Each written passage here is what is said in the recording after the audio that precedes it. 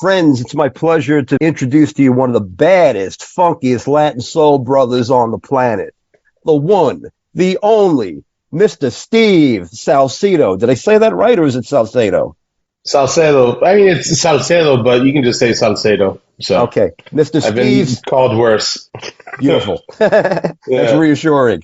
Mr. Yes. Steve Salcedo, the mighty Yeah. band leader, tenor sax extraordinaire of Salcedo Latin Soul. Welcome, Steve. I Thank you got so to much for tell having you, me. pleasure. I got to tell you, what a surprise. I must be living under a rock.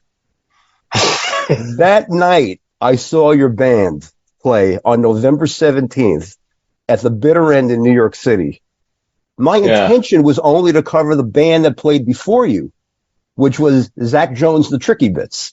Yes. Another great band I really enjoyed. And by the way, Some of my best friends, actually. who I also intend to have on here. You know, Please, really yes. the super nicest guy in the world. The sweetest. Yeah. Absolutely. I could tell immediately. And I knew Yeah. nothing about his music going in, but I could tell Cool. by his aura, he was really good people. Yeah. But then when Zach ended the set, I said, you know what? Let me hang out and listen to one or two songs.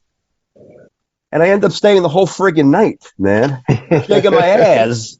I was shaking my ass like everybody else in the damn club the rest of the night. Yep. Yep. It's the intention. Salcedo Latin Soul. What a band. Thank you. What a groove. Man. It's an embarrassment of riches, that band. I mean, like every single player is a dream player to have on stage with me. I mean, they're truly incredible. Otoniel Vargas on the drums, Nicky Barbado on guitar, Gabriel Otero on bass, Nadav Nierenberg on trombone, Yusniel Sanchez on congas, Axel Tosca Laugat Oh my on God. keyboards. Just yeah, and the singers were Brian Pisky Collazo and Anthony Almonte, who's also a world class percussionist himself. He's currently on tour with Bruce Springsteen, actually. So Love it. By the yeah. way, I'm going to see your boy tonight. Oh, who's that? Axel Tosca. I'm going to see Oh, you're going to see Axel at I'm Zinc going Bar, to I see think? Axel at Zinc Bar tonight. Yeah. You know? He's the best. He's the Oh, best. he's incredible. Mhm. Absolutely the best. That Yeah. guy. And I got more to say about that because Yeah. I'm an old jazz fusion fan from the 70s. Mahavishnu Orchestra, Weather Report, Mm-hmm. Al Di Meola, Return to Forever, all that stuff. All right. And he really added a fabric to your sound. I can Yeah. tell. Check out this clip. Make it funky. I was moving so much, I literally lost my shit. Let me tell you something. Yeah. Yeah. Unbelievable. I want to commend you, Steve, not only for laying down those funky killer hooks, but as you said, and I was going to say this myself before you even stated it, it is undeniable that every single member in your band are fantastic, seasoned musicians. Mm. And as a band leader myself for many years, I can appreciate that. Yeah. When and how did you form this band? And what were and were most of these guys from a pool of players you already knew and had worked with before? Yeah, mostly everybody, actually. So I formed this band, I want to say it was 2017. And at that point I was already pretty much I was playing at Rockwood Music Hall like a couple times a week, if not more. And I just remembered I went to a NAMM show, which is the big like music tech and gear convention that happens in LA, in Anaheim. And I went to a NAMM show, and it was me, Otoniel, the drummer, and Anthony, the singer and percussionist that was on the gig. Because we all go way back. I mean, Anthony and I go back, I want to say we're 20, we've been friends for 20 years at this point, and Otoniel I've known since I was like for the past 16 years. Nikki, Anthony, and I all went to this community program called Lagan Music School in Elmsford, New York, which is just outside of Right. White Plains, and that's like like don't sleep on that institute. I mean, I currently teach there as well, but like Anthony plays with Bruce. Andrew Marshall is the drummer for Billie Eilish. He came out of that school. Kyla Moskovich plays with Macklemore. Gloria Yard played with Lizzo. I mean, and then I've had the opportunity to play with Darren Criss now, and also I play whenever I get the call. I'm really excited, but I play I play saxophone for Miley Cyrus in her band. Can see that. Yeah, and so we really have been playing together for all these years, but going back to the NAMM show, I just remember that I was, doing a lot of sideman gigs. I had really great fortune of playing with Rock and Roll Hall of Famers like Steven Van Zandt and the Disciples of Soul, and I had a really great tenure with Darlene Love, who is the godmother of Christmas, I'd say, with her work with Phil Spector on Marshmallow World and Christmas Baby Please Come Home. I got to play all those every single night with her for a couple of years, and I always wanted to start my own project that wasn't quite jazz, that was instrumental music forward and everything. And we were at the NAMM show, and I was just kind of thinking out loud, and I think Anthony was just like, what is your ideal picture? And I just said, well, my favorite saxophonist in the world is Maceo Parker. I mean, like, Maceo Parker is, to me, a revelation. When I heard Life on Planet Groove for the very first time, that was just, yes, that was mind blowing, because it showed me that improvisation is not just about the different lines that we can create, and all these different runs, like the greats, like Sonny Rollins and John Coltrane do, but there's this one solo on Life on Planet Groove, which is on Shake Everything You Got, where he's really just building a solo. It's just drums and alto, and he's building a solo off of one note at a time. And every single 4-bar phrase goes by, the 4-bar cycle goes by, he goes up another half step, and then another half step, and then another half step. And so for me, that was a masterclass in rhythm, and talking about how important rhythm was in improvisation. Absolutely. I mean, he came from James Brown, obviously. He played in the JBs, but Maceo doing that really opened my eyes. So when I was asked the question, like, what do I envision? I was like, well, what if Maceo had clave? That's what I want. And that was really the start of the Latin Soul thing. I was always a fan of Boogaloo. I loved playing Boogaloo. I had a really good opportunity to spend a week with Joe Baton, who was one of the architects of the Boogaloo sound of the 1960s in New York, which is really the birthplace of that sound and the birthplace of salsa music. I mean, like, we talk about, Tito Puente would frown at the phrase salsa, but really salsa, when we're talking about that, we're talking about first generation Americans, fresh from Puerto Rico or Colombia or Dominican Republic, Cuba, Venezuela. And they're taking all of these folkloric rhythms, and they're taking all of these different styles: mambo, charanga, guabanco, merengue, plena, bomba, and they're all mixing it all together.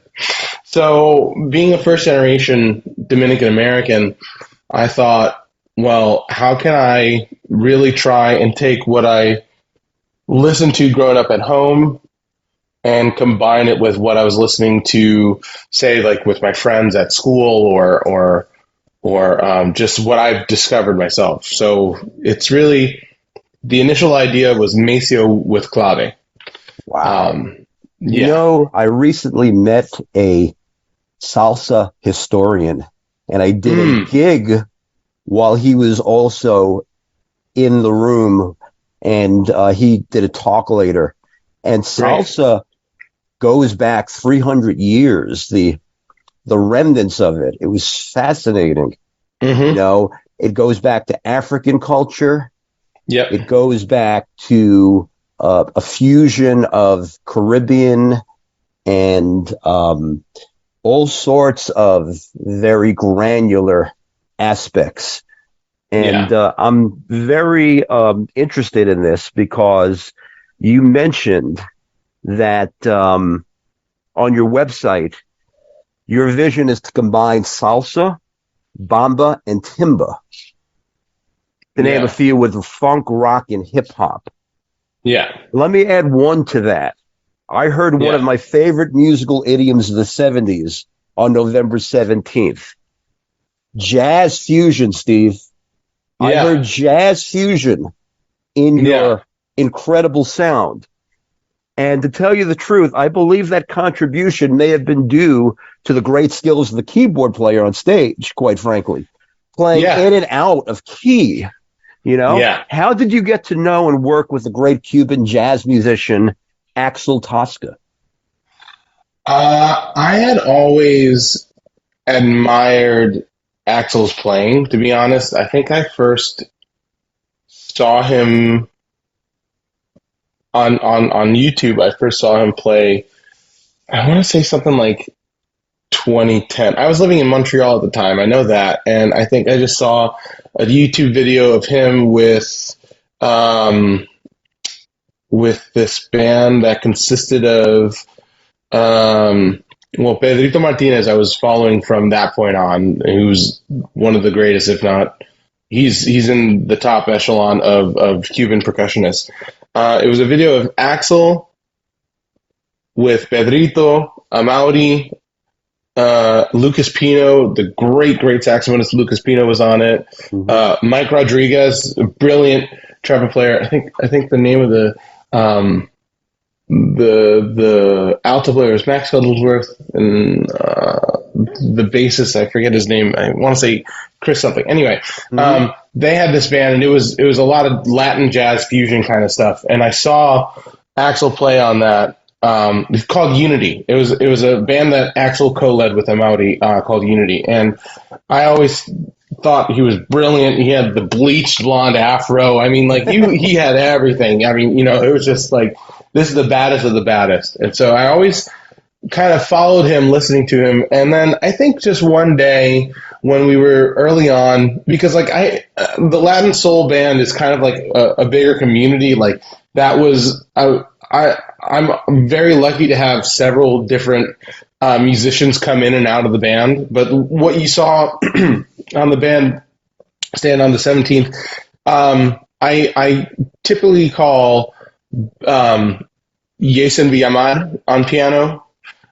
or Axel, just depending on when the gig is, and more recently this other Cuban pianist, Ahmed Alom. So like I kind of like go through like different variations. I like having multiple people know the book of music because it allows for the variety in the sounds of what we're going to get. And I really love uh, I hire musicians that I just love listening to. So my instruction really, there are certain points that I'm looking for, like certain direction within sound that I'm looking for. But a lot of times, I think the biggest compliment I can give a musician is that I don't have to think about them. Love it. If I don't have to think about you on stage, then I can truly listen to you. I can Yeah, appreciate that as a band leader for like 20 years. I yeah, had a stable of musicians, 50 musicians. I'd have an A, yeah. B, C, and if I don't have to think about it, that just makes my job so much easier and pleasurable. You hit it Which right is on the head. fun, right? Right. And Yeah. and and for me, it's like the roster of musicians that are on, like I love the fact that it's not necessarily the A band, the B band, the C band. It's like the A band, the A prime, the A double prime, the A triple prime band. You know, it's like it's when I say it's an embarrassment of riches, I really mean that, because you know, if Gabe can't do the gig on bass, I see if Al Boogie Cardi is available, and Al Cardi is one of the best in the game, and he brings something else because he's coming from, you know, he grew up in the Bronx. He comes from a Jamaican household, so it's a different spin on what it's going to be, you know. Or like, you know, Mario Bildstein played the trombone when Nadav couldn't do it once, and it was a completely different spin as well because she didn't grow up in New York. So being able to just, if you just hire good people first and foremost who are also talented musicians, then you're never going to go wrong. Because I think that at the end of the day, we're all proficient at our instruments. You know, it's our job. You reach an echelon of quality of performance that it gets to the point where you just go, okay, who do I like spending time with? You know, who do I like hanging out with? Who do I like listening to? You know, and when you're playing, are you playing in service of the song? And even more so, are you playing in service of the set? You know, and even more so, are you playing in service of the community? So if you're really focused on that, you can really, truly sit down, or in my case, just like kind of lean on the microphone stand and just watch Axel go off. Because I've noticed that. You know, it's just, these are great organic points. And I wanted to bring this up, that leading a band myself for so many years, over 20 years, as great of a player as you are, what impressed me the most, even more than the playing, was how you effortlessly cue the band. And that's a big band. That's like 10 people. I counted 10 people on that stage. In and out of unexpected changes on the fly over complex rhythms. I commend you, Steve. An amazing band. You. Okay. Thank you. So my question is, are most of the musicians in SLS guys you work with regularly? Obviously they are. You just answer that. You have an A prime, and A double prime, which I love that designation. All right.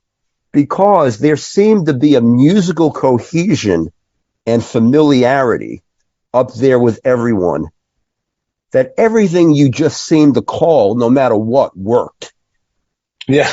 You know, I mean, you know, people don't notice these subtle things, but as a band leader, you know, it's like, okay, when I'm going out from, say, I want to call an unexpected bridge, right? Yeah. I'm going to go 1, 2, 3, 4.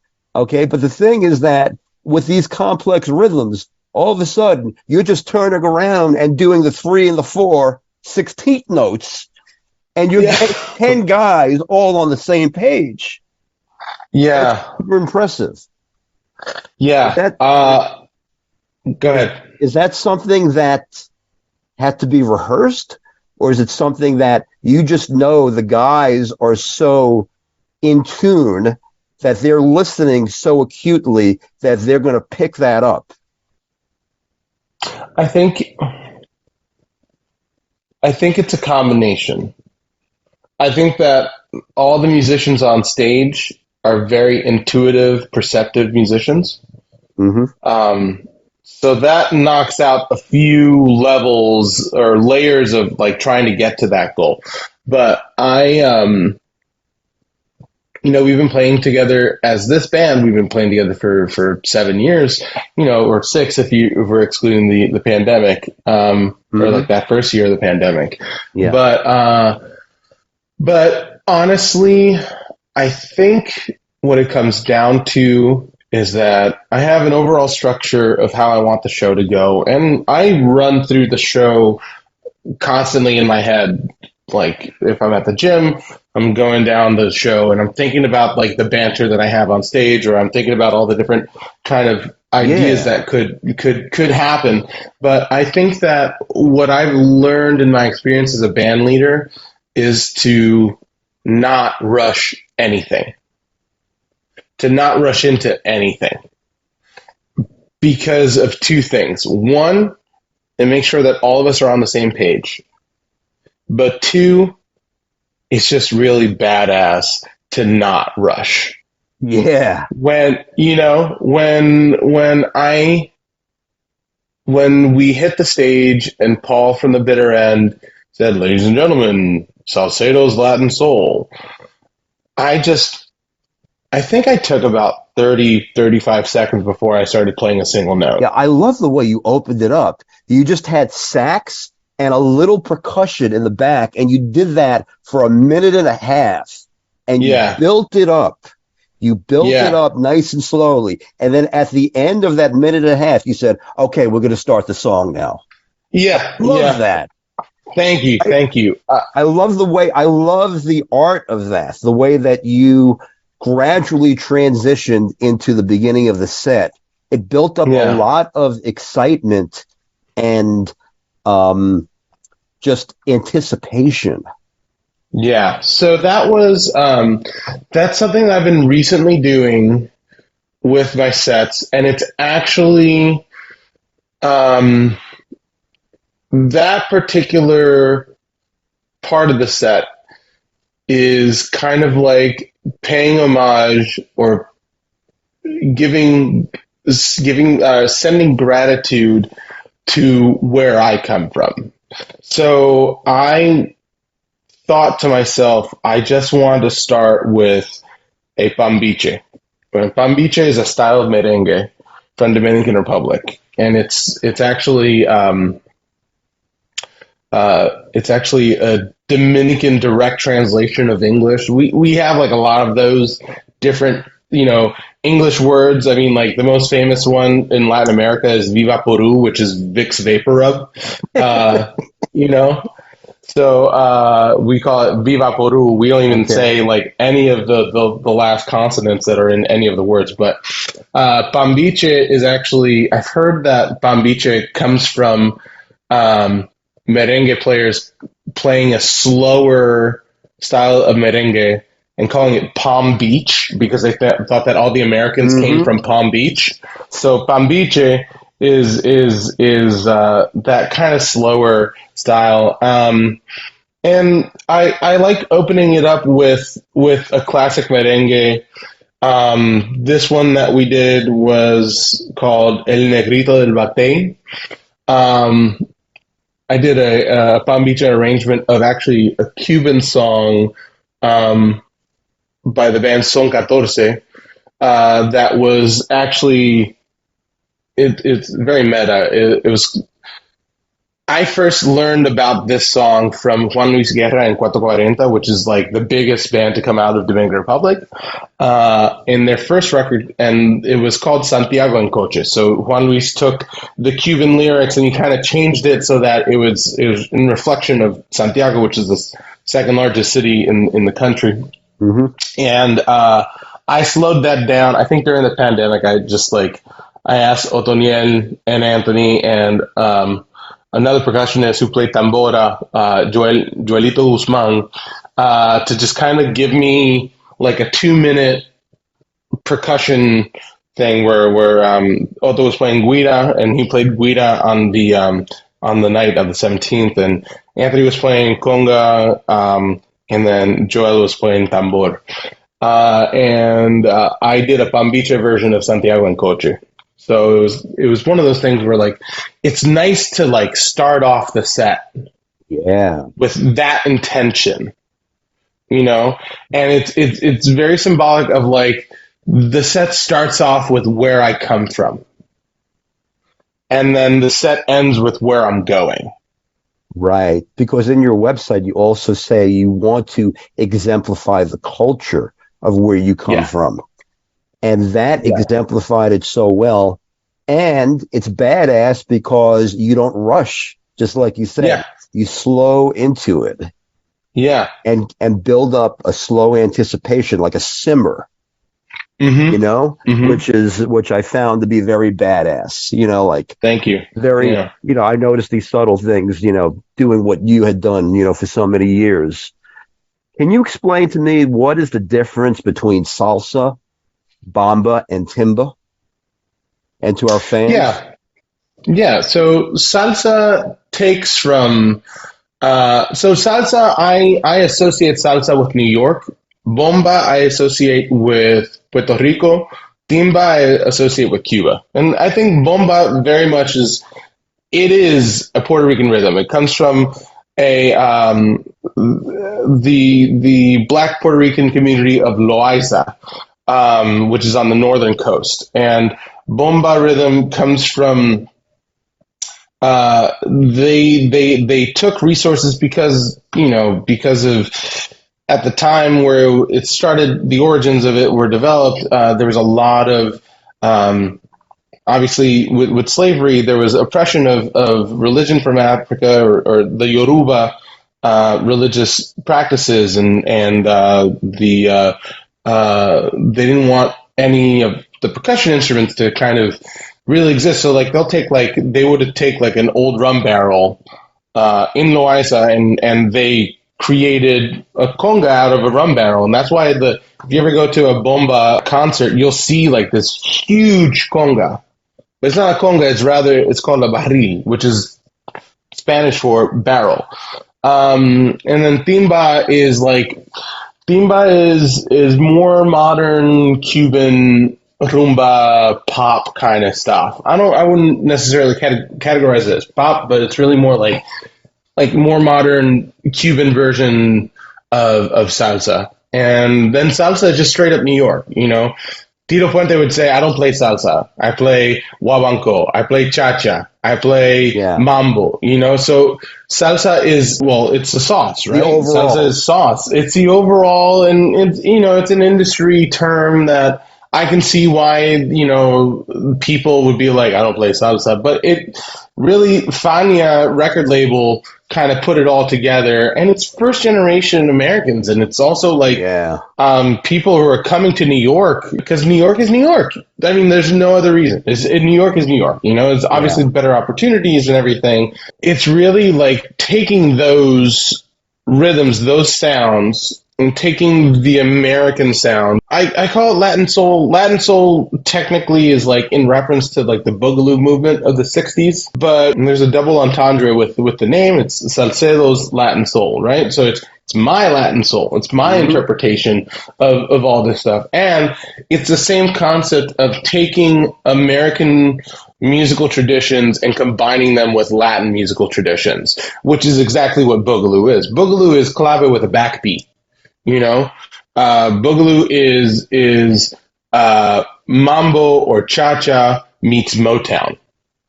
Got it. So taking that idea, that intention is how I'm really going about developing this band's sound.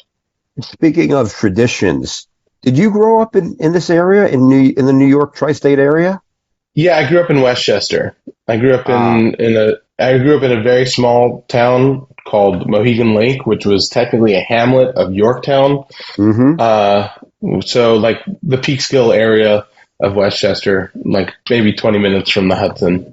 And did that have an influence on your musical upbringing in terms of your predilections to certain genres? Were you actually exposed to salsa and timba and bamba? The Latin music, it was not because of that area. It wasn't until like later on in high school, when I was at Lagan Music School, that like I was able to play more Latin music, because the musical director Charlie Lagan, he played with Tito, he played with Tito Rodriguez, he played in the Big Three Palladium Orchestra. He did a lot of Latin jazz and like straight up mambo and salsa stuff. He also was the saxophonist for Kid Creole and the Coconuts, and so I was able to really just learn under his guidance, and my saxophone professor before that was, and like concurrent with Charlie, was Ed Hickus, who was one of the early members of the Thad Jones Mal Lewis big band that would become the Vanguard Jazz Orchestra. Love it. And but as far as like the Latin music was concerned, my house was filled. My mother was a very talented Well, she did take piano through the conservatory. I think she may have completed her piano lessons through the conservatory in the Dominican Republic. But she was also she was the bassist for the Dominican Republic's first all girl rock band called the Music Power Girls, which is an incredible name. But Indeed. so I grew up listening to a lot of really Dominican oriented music. So a lot of merengue was in my house. A lot of my uncle was Victor, who was a prolific bachata and bachata son, which is a subgenre of bachata, where you're combining like son music from Cuba with bachata sound, and he was a pioneer of that.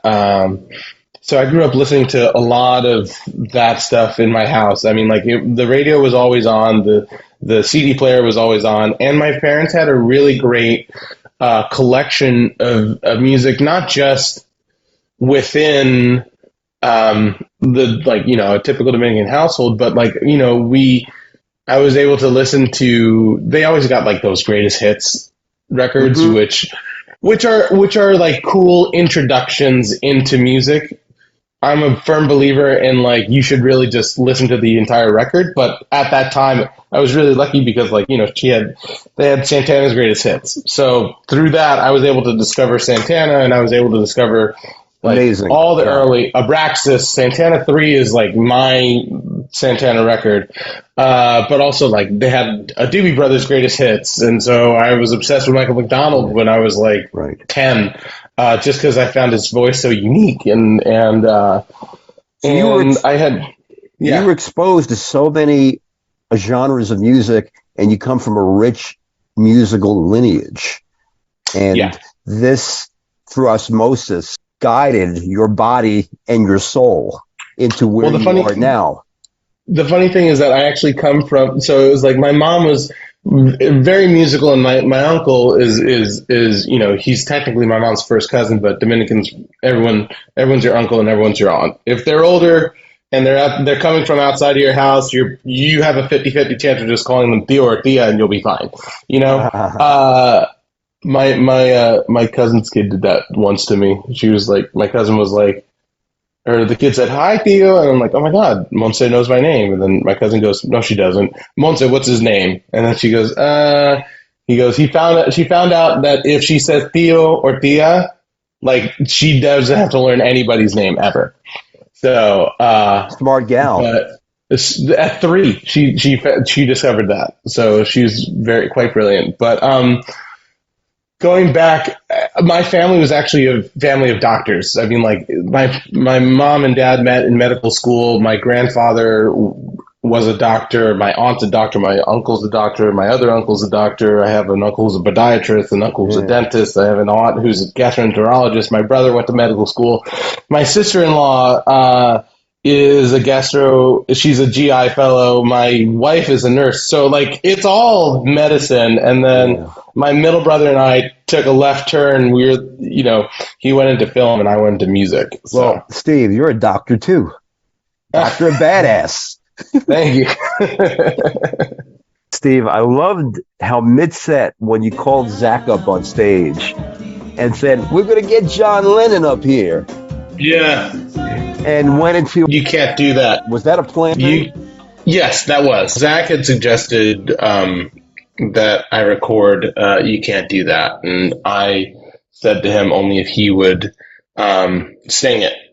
So did an arrangement very much a la like the Mongo Santa Maria records from the 60s and 70s, where he would take like all these like American pop tunes and then arrange them for his band. Mongo's a big influence on this project, and how that band really would just like that band live at the Yankee Stadium, I believe.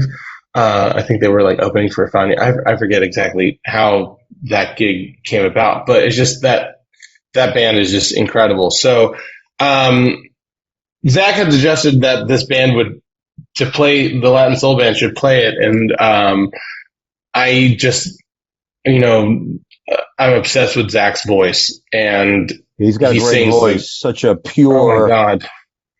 How did you meet Zach? I mean, I noticed you contributed some parts and tracks to Plastic Soul. Yeah, yeah, to Plastic Soul and Just Don't Want to Say Goodbye. Uh, we have been friends for the better part of 12 years, I think.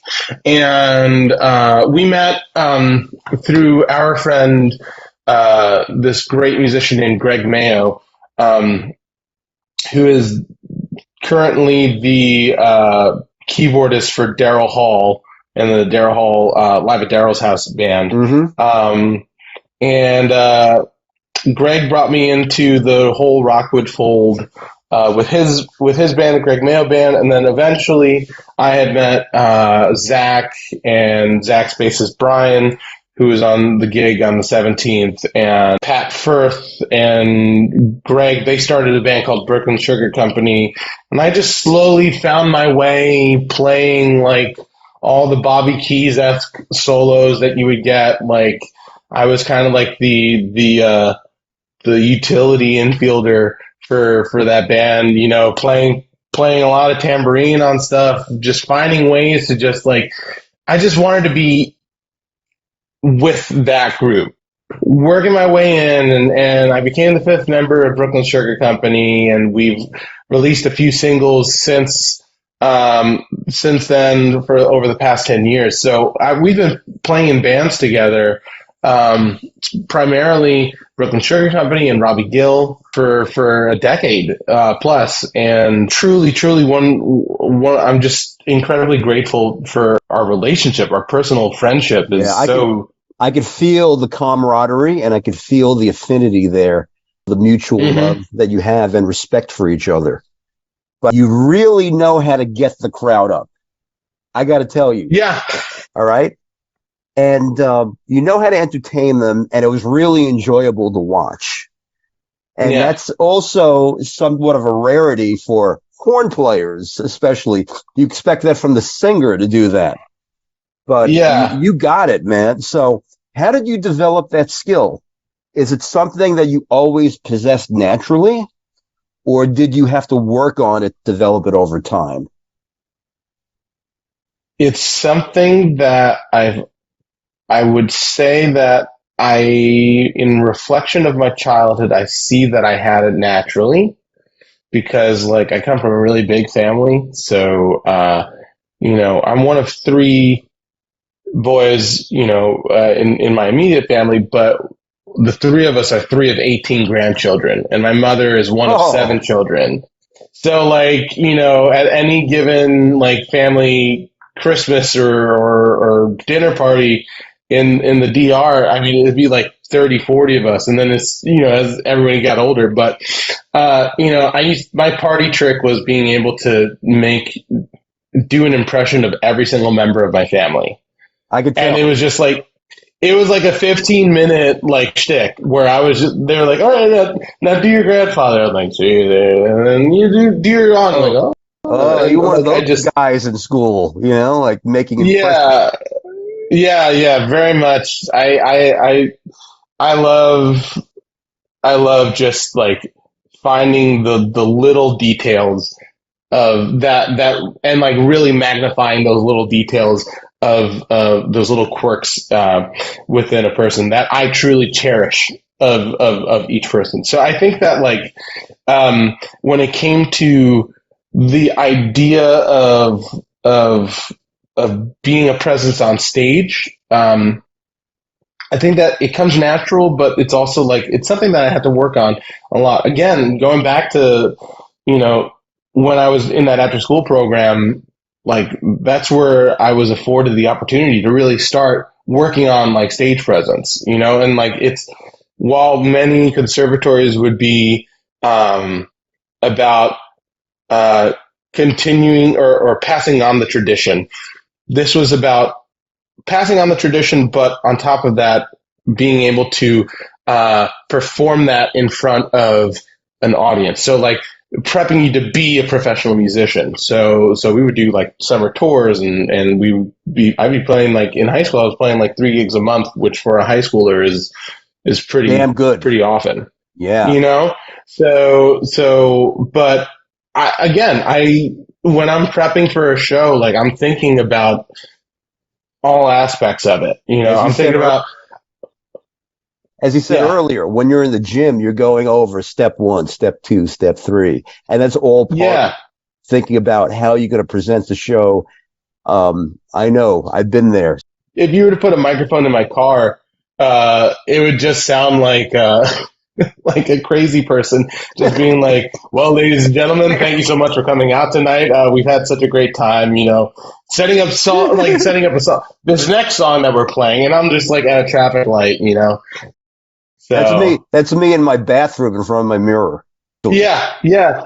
The mirror is great. I just think that taking all those opportunities, and like I practice in my head a lot, like, just the music, but also just I think the performance aspect and the acknowledgement of the audience is a really big part of my band leading, because everything I want to live a life of gratitude.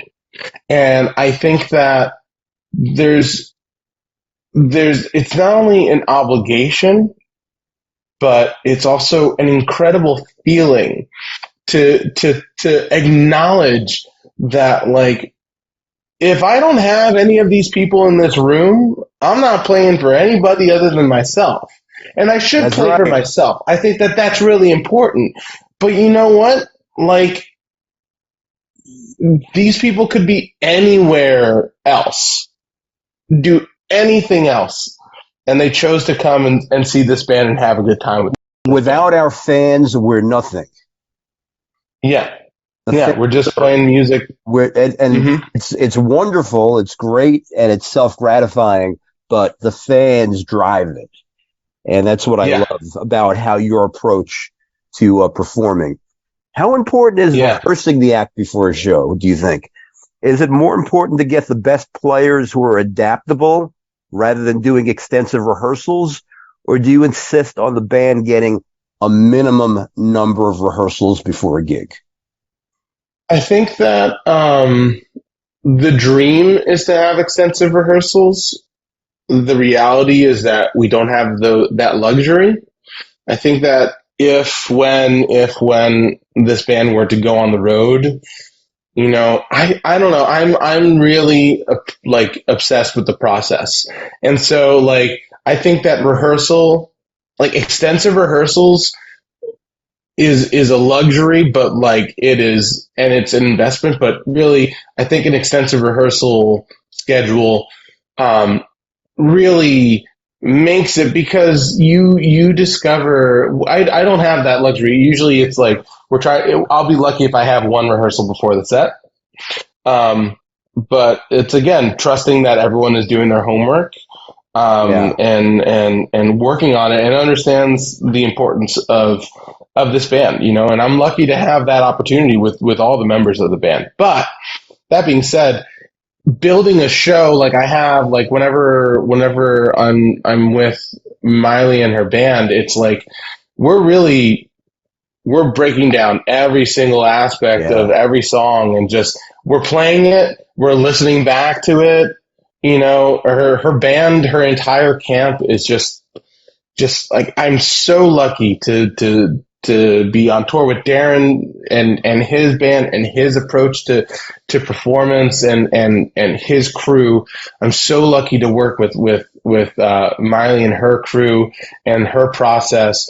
It's just like rehearsals are just great. They're not look, If you have that rehearsals. luxury, it's fantastic. If I, oh man, Irreplaceable. I love rehearsals, because when I love rehearsals when you're actually, like, the intention is like, we want to try something different. We want to, it's not about like, all right, we got to make sure that we learn this song, because I have been in those rehearsals and that's just a drag. But when you're in a rehearsal where you're in a creative space and you're allowed what if we tried this, or what if we tried that, you know? Yeah, That to love me it. is like the magic. Yeah, Hmm. as you mentioned, you're so grateful and blessed to be working with some of the who's who celebrity artists out there. Miley Mm. Cyrus. I see you've worked with Dolly Parton, David Byrne, Yeah, Brandy Carlisle, Jules Holland, Little Stevie, Stevie Van Zandt. yeah. A great big world. Oh my God. So right now, Mm. you mentioned you're on tour with Darren Criss from Glee fame, and you're doing a Yeah. Christmas tour. A Very Darren Christmas is the name of the tour, and it's Yeah. named after his record. But yeah, Yeah, he was voted as the most likely to win a Grammy in his high school. I was reading. I believe it. I believe Yeah. it. You Yeah. know, How do you generally yeah. land those gigs? How do you get those gigs? Uh, Is it word of mouth? uh, for me, it's word of mouth. It's also just being in those different communities. Right. Um, you And know, Darren's band is primarily New York based, or the Christmas band at least, mhm. is primarily New York based, and so um, the Darren gig I got. Tomek Miranowski is his music director, and he gave me a call for that, Gotcha. and I got really lucky. It's just Yeah. it's word of mouth. But again, it's like going back to what we were talking about. You hopefully reach and stay at a certain level of music um, that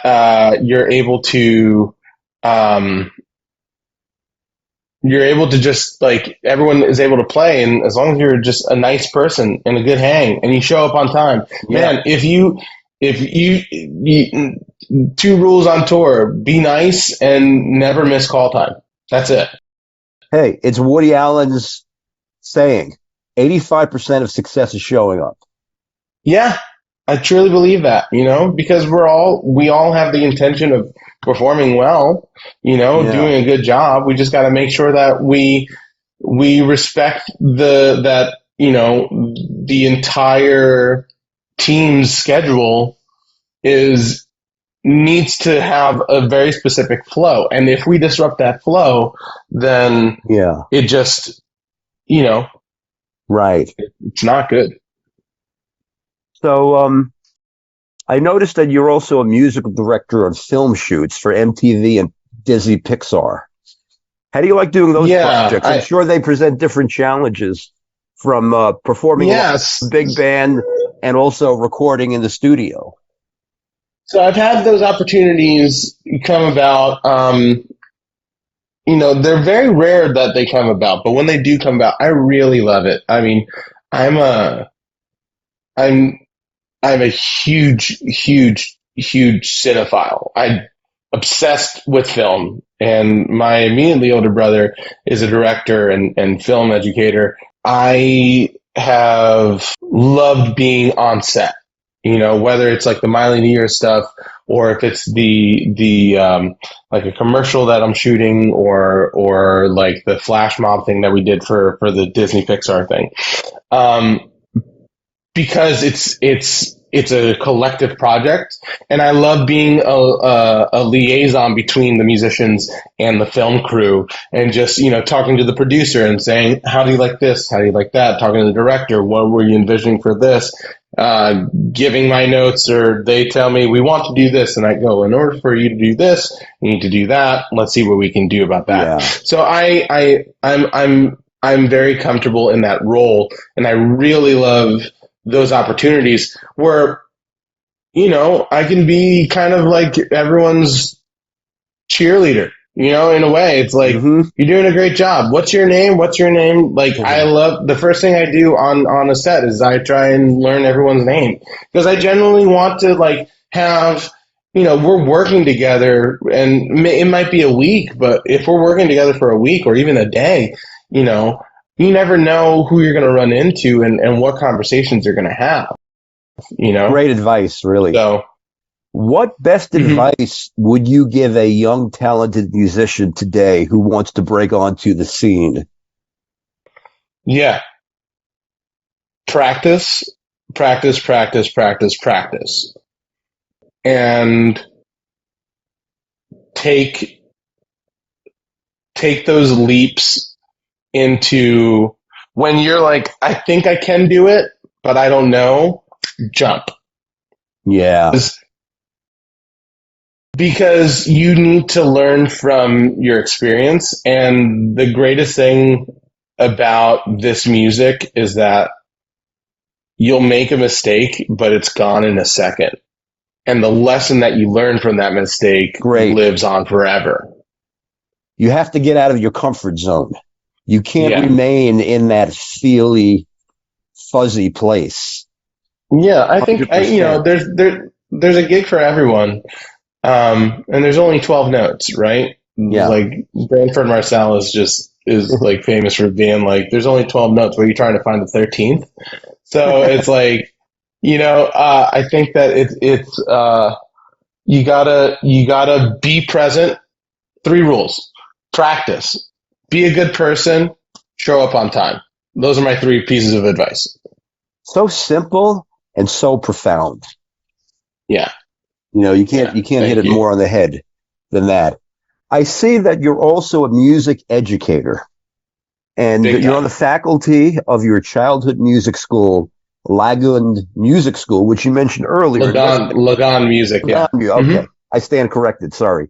And you designed and implemented a curriculum for the Mosaic Project in 2021, an after-school music program on behalf of the Kupferberg Center for the Arts at Queens College. So what was the inspiration for that project? The education officer for like the community outreach programs at Kupferberg Center and also at Louis Armstrong House Museum, a great dear friend of mine, Jake Goldbass, called me to see if I was available to teach. And the idea behind the Mosaic Project was much like a mosaic has like all the stained glass window. Sorry about that. The stained glass window is made up of all these different little pieces. We're trying to take little pieces of culture to bring them all together, different areas of music, music from different areas of the world, and bringing them to the classroom within Queens Public Schools. And so we'll have teaching artists coming from South Indian classical music traditions, another one coming from Caribbean or Brazilian music traditions. We've had teachers, specialists in Ghanaian music like Pan Logo. And it's really music education. If it wasn't for music education, I really don't know exactly what I'd be doing professionally speaking, because I think that music education cleared a path with Legond and with Ed Hickus and my public school music teachers, Mr. Dashnaw, Ms. Jakes, Mr. Sign. I think that it's really important. I could say Rich Dashnaw and Karen Jakes and Art Sign, but I always think of them like Mr. and Ms. and whatnot. But if it wasn't for all of my educators within my career, within my musical upbringing, I don't know what I'd be doing right now. And I think that it's really important for music educators to continue to be a positive influence on their students. Whether or not the student shows that they're actively listening, I think that it's really important for us to lead by example, but also make sure that we're providing a space for them to take those risks. So that's what the Mosaic Project is. It's like learning music from a different culture and then trying to learn how to play it. Fantastic. So where will Salcedo Latin Soul be live performing in the new year? We're in the talks with Paul at the bitter end to continue playing there. We've had a great time the last couple of times. I mean, the 17th was really a night to remember in New York. I mean, like it was Ready Revolution. Oh my God, Ready Revolution just coming in guns blazing and Zach. And Zach is just Zach. Zach is just Zach. Zach has, the only difference between his talking voice and his singing voice is that he's pushing more air through it. Exactly. Like I feel like the way that he sings it's just his just pushing more air through his lungs. He's a natural. And he's oh god. And then on top of that, he has to be one of the best pockets I've ever heard in my entire life. Yeah. Just one. He's truly an incredible musician. And that's just speaking of Zach. That's not even talking about Brian Killeen, who is again with Zach and Greg and Pat and Brooklyn Sugar Company. Like Brian and I literally live in the same building together. The most tasteful bassist, Oscar Alves Rodriguez, incredible guitarist. Yeah. Like can build a rock guitar solo like the heyday of soloists, Jimmy Page, Brian May, like truly brilliant. And Hannah Winkler is like the voice of a freaking goddess. It's just like, and I'm so lucky because Hannah's also on this Darren Criss tour with me, so I get to sit next to really to Hannah. I'm standing next to Hannah every single night. Fantastic. And like trying to keep up with her vocals and just being like, yeah. What I love about Zach's playing, it's so simple yet musical. The tones that he uses, all right, the rim shot, honest. It's exactly, it's sincere, and everything just fits the song. Everything he plays fits the song perfectly. Does Salcedo Latin Soul have any musical recordings out there for people to purchase? At this moment, no, but we are in the process of mixing and editing and whatnot. So in the new year, I should be releasing singles, hopefully targeting the spring. So awesome. Where would you like to take Salcedo Latin Soul in the foreseeable future? Man, I would love to play festivals. I would love to really I just have a great time on stage. So anywhere that I can have a great time on stage, that's where I want it to be. But, festivals would be really fun. And I think that the band is really made up and the set is really made for those kinds of settings. I'd like to take it over to Europe. I'd like to take it around, different festivals around the country as well. Yeah.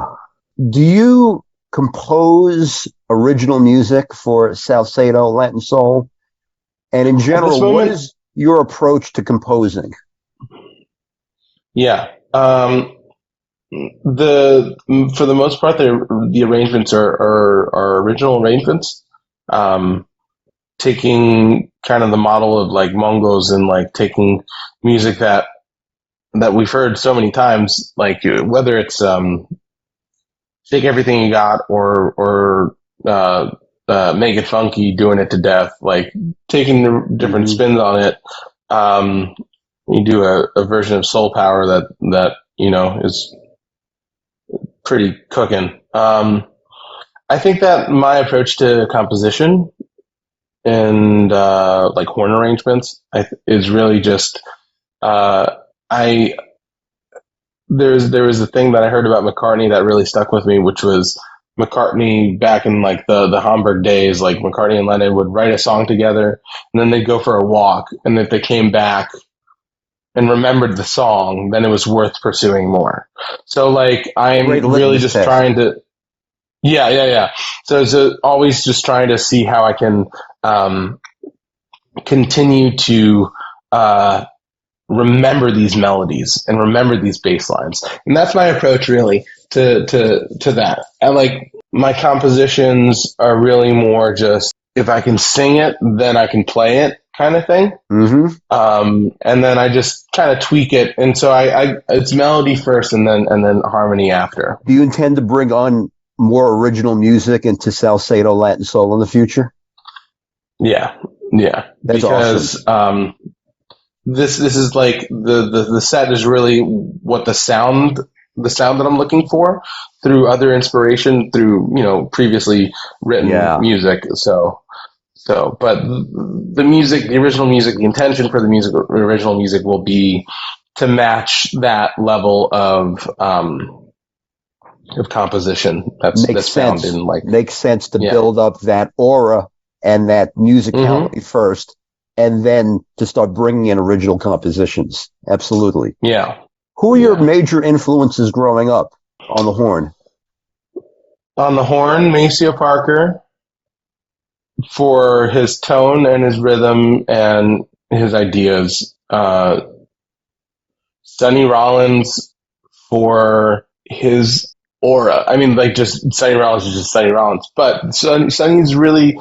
When I'm teaching about Sonny, it's like he's a celestial being in the sense that like he can like observe time happening and dip into time and then just come out of it and then come back in. Like he knows that time is continuous. However, he doesn't have to necessarily be on that same road at the same moment. And if you listen to him on like St. Thomas, it's like there's so much how he builds that solo is very well crafted where it's simple and it has, you can see this arc to it. Wow. And then he'll play these flurries of notes that are really just like definitely like just a shape more. I think that Sonny played more shape oriented than like you know how jazz education is very much about pattern based, right? I think he was looking, yeah. What's your approach to improvising? You mentioned that you take pieces from Sonny, you take pieces from Maceo, from Coltrane, and maybe you fuse them together. You fuse those different approaches. So, what's the approach there? My approach to improvisation is I look at music in three pillars. I look at the sound, I look at time, and I look at melody. And so if all three of those pillars are kind of like working together in like a nice flow together, then you know, I feel like I'm constructing a good solo. And so my improvisation is usually something that I can hear, a melody that I can hear with a tone that emotes the feeling of that melody, and then just, you know, I like taking a motif and seeing all the different ways that I can play it, because a motif is going to sound really great on one, but it's going to sound really different and equally great on the and a four, or it's going to sound different on two. So it's like, it's about like the different entrances of those rhythms. Right. But all of these permutations are working at micro speed, and a lot has to do with the interaction of the musicians on stage. Yeah.